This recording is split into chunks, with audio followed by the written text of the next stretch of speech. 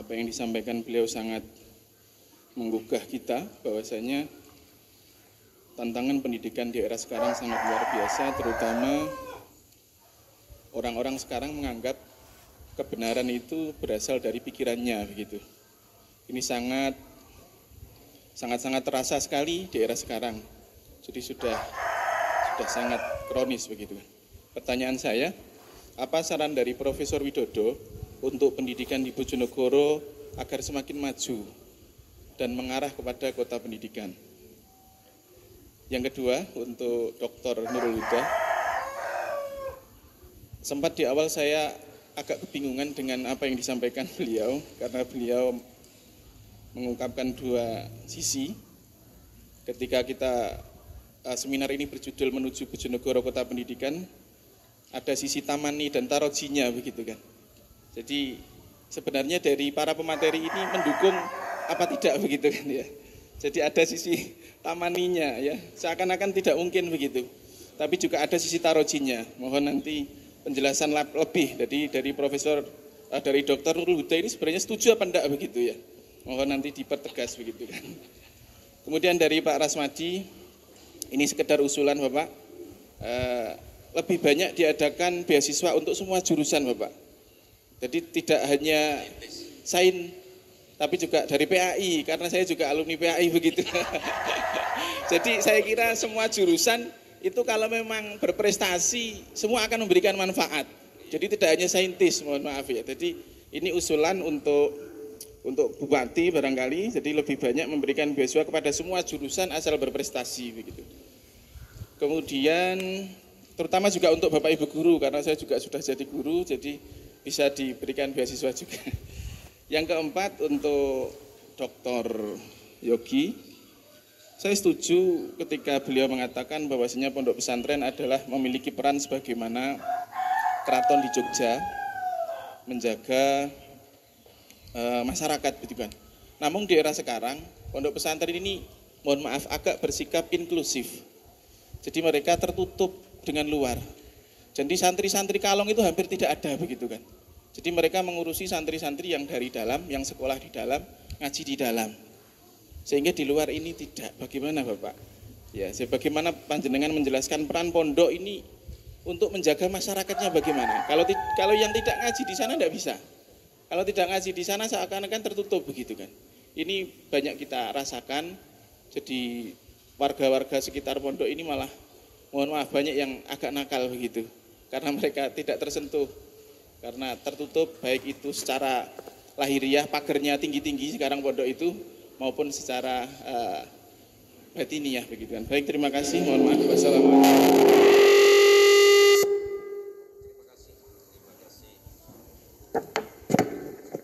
Terima kasih atas pertanyaan dari Mas Udin ya, Seman MT. Ini sudah 4 pertanyaan. 4 pertanyaan, jadi langsung saja biar enggak nanti meluas kemana-mana, langsung dipun tanggapi. Prof. Widodo dulu. Baik, pertanyaannya tadi kan bagaimana bisa menjadi kota pendidikan ya, kira-kira begitu ya.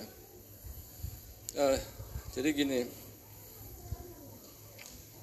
pertama mungkin bisa dimulai dari peningkatan kualitas pendidikan yang formal yang dari sekolah ya. Jadi Kementerian Pendidikan Tinggi itu setiap tahun itu merilis data ranking sekolah SMA ya. Jadi kalau di perguruan tinggi itu kalau mau masuk ke perguruan tinggi negeri, adik-adik SMA ke perguruan tinggi negeri itu salah satu yang dilihat itu adalah peringkat atau nilai SMU-nya. SMA-nya itu dapat peringkat. Nah, SMU itu peringkatnya didasarkan pada apa? Didasarkan pada rata-rata nilai UTBK yang ada di ketika misalnya SMA 1, sebagian siswanya kan ikut ujian UTBK. Nah itu di rata-rata, sehingga rata-rata SMA 1 itu berapa dibandingkan dengan SMA seluruh yang lain seluruh Indonesia. Nah itu muncul skor pemeringkatan SMA. Ya. Nah tentunya pemeringkatan SMA ini didasarkan pada kualitas dari siswanya dan diukur secara nasional. Nah kalau proses pendidikan itu bagus, berkualitas, mestinya anak-anak didiknya juga skornya tinggi. Nah skornya tinggi, sehingga kalau SMA itu skornya tinggi dan dia punya skor tertinggi, sehingga dia akan mudah anak didiknya akan mudah masuk perguruan tinggi seluruh Indonesia. Nah kalau itu terjadi, maka kan akan keluar itu bisa dijadikan branding bahwa pendidikan SMA di Bojonegoro itu anak didiknya mudah kuliah di perguruan tinggi yang bagus. Nah nanti kan tidak hanya dari Bojonegoro saya kira, tapi dari luar Bojonegoro pun akan banyak sekolah di tempat kita kalau kualitasnya bagus. Nah bagaimana agar kualitasnya bagus? Maka pendidikan yang harus digenjot diantaranya adalah guru. Jadi Pak, saya nitip Pak Kepala Dinas nanti bahwa pendidikan guru itu harus bagus. Dan kalau memungkinkan guru itu tidak S1 lagi, jadi minimum itu guru sekarang harus S2. Ya, wajib S2. Jadi dana yang 20 miliar tadi ya, nah, itu diantaranya untuk tadi nyekolahkan guru-gurunya Pak. Kalau gurunya sudah selesai nanti baru yang lain-lain. Karena guru ini menjadi titik kuncinya di situ. Nah di samping guru ya tentunya kalau ada perguruan tinggi ada dosen-dosennya ya harus dibantu untuk beasiswa lah, kira-kira begitu, beasiswa. Dan tentu nanti kita kalau universitas negeri ya saya kira akan sangat senang juga bisa bekerjasama dengan dari dinas ya untuk proses pendidikan tinggi di jenjang yang pasca sarjana. Saya kira itu karena kalau itu terjadi masif, otomatis kualitas pendidikan akan ngikutin. Pasti perguruan tinggi yang ada di sekitar Bojonegoro, ya terutama mungkin saya siap membantu untuk kerjasama, untuk melakukan proses akselerasi, ya baik nanti SDM-nya atau mungkin kelengkapan untuk praktikum dan seterusnya itu, ya. Dan itu gurunya yang kedua adalah siswanya. Jadi siswanya juga salah satu brandingnya kan sekarang banyak itu Pak, kegiatan-kegiatan olimpiade misalnya. Dan itu kalau sering mendapatkan kejuaraan levelnya nasional dan internasional, itu juga menjadi modal agar bisa mudah diterima di perguruan tinggi negeri. Nah ini saya kira tidak ada cara lain kecuali adalah perbaikan dari quality proses pendidikan, khususnya adalah SDM guru-gurunya. Saya kira terima kasih.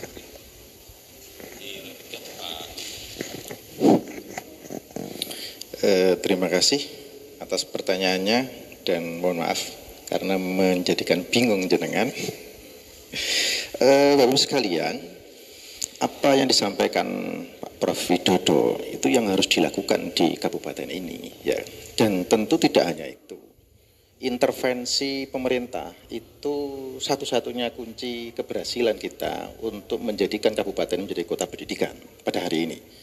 Terkait dengan secara kultur, tentu di kita memang contohnya tidak hanya di Abu Dharin, di Padangan itu, Kuncen itu, Mbah Sabil itu tahun 1600, perkiraan abad 17 itu sudah ada terkait dengan pendidikan, ya. Artinya walaupun kemudian di situ pondok pesantren, tapi sudah ada di situ. Cuma sekali lagi bahwa tadi kata Pak Yogi bahwa untuk merawat itu Bapak sekalian itu butuh sebuah kehadiran pemerintah. Maka saya katakan bahwa uang kita banyak itu tidak selamanya, saya mengatakan. Karena cadangan minyak itu juga akan habis. Kapan lagi kalau kemudian kita punya uang besar, itu kalau kemudian kita punya cita-cita menjadikan kabupaten ini menjadi kota pendidikan, maka mau gak mau kalau memang itu niat artinya mimpi semuanya, maka harus dijadikan sebuah visi misi di situ. Ya kan, menjadi visi bahwa menjadikan kota ini menjadi kota pendidikan. Karena dengan mandat itulah kemudian semuanya itu mengarah ke sana. Kalau tidak ada dimasuk divisi, maka kemudian semuanya hanya apa nggih? Artinya pada hari ini sudah luar biasa. Cuma dengan keuangan yang seperti itu dan kemudian dengan limit bahwa tidak selamanya minyak itu kemudian ada, ya kan, tidak selamanya kemudian itu ada, maka perlu sebuah terobosan, sebuah intervensi kebijakan dari pemerintah. Itu kemudian saya mengatakan taroji, Pak. Karena ada keuangan ini. Sekali lagi bahwa saya tidak bisa mengatakan bahwa ini taroji, tidak bisa, karena begitu banyak prasyarat yang harus diselesaikan, yang harus diikhtiari. Tidak kemudian bin salabim kemudian hanya memberikan beasiswa kemudian menjadi kota pendidikan, tidak seperti itu. Ya, jadi walaupun indikatornya dari Dinas Pendidikan itu kemudian saya tidak kepingin kalau kemudian kabupaten ini menjadi kota pendidikan gara-gara ada yang menjadi menteri 1, 2, dan 3. Saya tidak ingin seperti itu. Karena itu seolah-olah bahwa di mana tugas pemerintah kalau seperti itu, kalau kemudian, ya kan? Tapi by design bahwa ini ada uang besar. Tentu kalau 20% dari 6T itu bukan pinten mau, Pak? Pinten mau alokasinya? Kalau 6T itu kemungkinan 20-nya 1,8. 1,8. Ya, 8T. 1,2. Artinya masih kurang. Artinya masih kurang. Ya kan, kalau kemudian pemenuhan 20% menurut undang-undang mestinya masih kurang.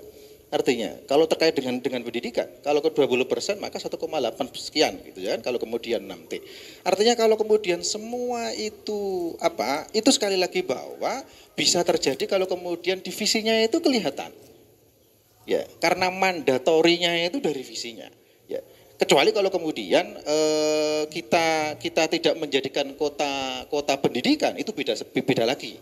Ya, hanya kemudian memberikan beasiswa dan sebagainya, itu beda lagi. Tapi kalau kemudian tujuan mimpi bersama kita itu adalah kota pendidikan, maka seluruh stakeholder itu harus bergabung.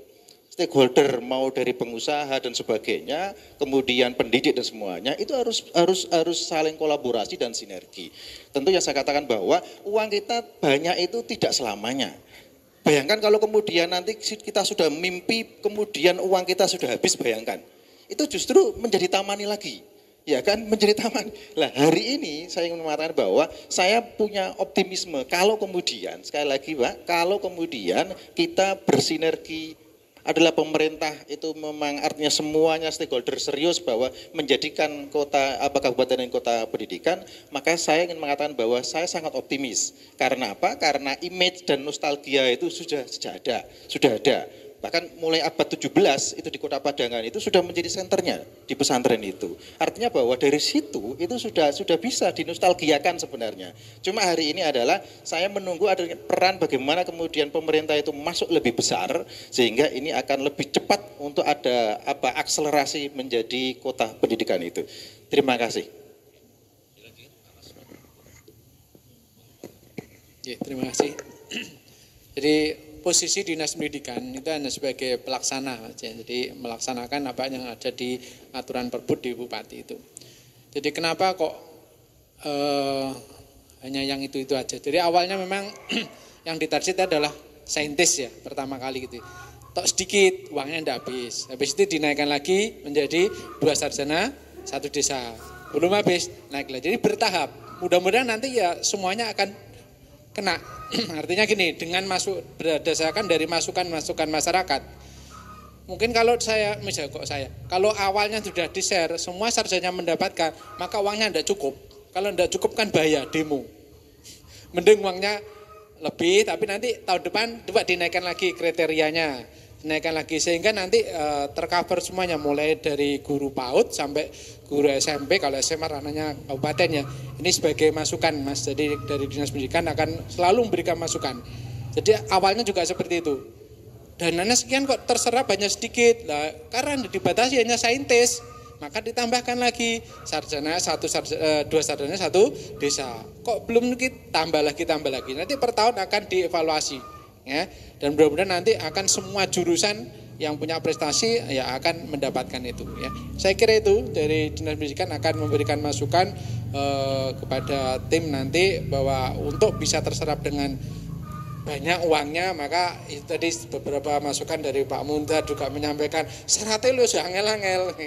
Nanti kita sampaikan syaratnya dipermudah karena memang menyelesaikan uang. Lah uangnya nanti kalau tahu-tahu syaratnya dipermudah, uangnya enggak cukup, bahaya itu, bahaya nanti dari demo semua lah. Aku sudah ini masuk dah. Makanya pelan-pelan, mungkin bertahap itu sampai semuanya tercukupi atau tercover sesuai dengan keuangan yang ada di pemerintah Kabupaten Bojonegoro itu Mas ya. Jadi mudah-mudahan lah semua jurusan akan tercover mulai dari guru PAUD sampai guru SMP. Dan yang terbaru kemarin kan untuk alokasi dana pendidikan di Bojonegoro sudah lebih dari 20% Pak. Jadi kalau 5,6 sekian triliun kalau nggak salah itu di Dinas Pendidikan itu 1,2 T ya. Jadi lebih dari 20%. Jadi untuk tahun 2023 nanti akan mungkin di berita sudah ada akan mengangkat P3K sebanyak 3.942 tenaga guru ya. Itu juga komitmen dari pemerintah Kabupaten Bojonegoro untuk meningkatkan SDM, menyediakan sumber daya manusia guru terutama supaya tidak ada kekurangan guru di tingkat pendidikan dasar. Saya kira itu, mohon maaf. Terima kasih. Mas Yogi. Terima kasih. Pertanyaannya menarik ya, pondok pesantren tapi juga di saat yang sama enggak ada santri kalong, tapi justru kadang banyak juga di sekitarnya yang malah anak-anak nakal gitu ya. Apalagi sekarang image-nya kok rontok-rontok juga. Saya punya anak cewek di pesantren tuh, istri saya sudah ngeluh ya, gara-gara berita kemarin itu. Betul itu sampai sekarang. Bahkan anak saya yang kecil tuh, ora usah di pondok no aja. Nggih karepmu. Jadi sebab nila setitik itu benar-benar ngarina. Nah, mohon maaf kalau ada memang tipologi santri yang mukim, ada yang tidak mukim ya. Nah, kalau yang model sistem boarding itu memang dia berada di dalam untuk digembleng. Tapi kalau saya zaman dulu kelas 5 atau kelas 2 SMA atau aliyah itu diterjunkan ke masyarakat. Jadi kita punya untuk sinergi ke masyarakat itu dilatihnya ketika kelas 2 SMA atau aliyah. Nah mungkin yang barangkali yang cenderung eksklusif itu karena memang Nyun Sewu tidak ada program sinergi di masyarakat. Sehingga akhirnya kemudian interaksi ke masyarakatnya minim, hanya ada di dalam terus, pola doktrinnya semakin tinggi, tetapi kenyataannya di masyarakat akhirnya sering berbenturan. Nah itu yang bermasalah. Maka menurut saya setuju dengan jenengan memang banyak sekali yang seperti itu. Nah solusinya adalah jika memang menggunakan sistem boarding, maka ada memang program untuk kemudian sinergi dengan masyarakat. Nah itu keluar istilahnya, mereka keluar. Karena kalau dimulai dari yang usia-usia yang bawah itu memang kadang rentannya karena mereka belum matang. Nah ketika usia SMA kelas 2 secara kapasitas keilmuan ya lumayan. Sehingga nanti ketika ada hal-hal yang di masyarakat itu berbentuk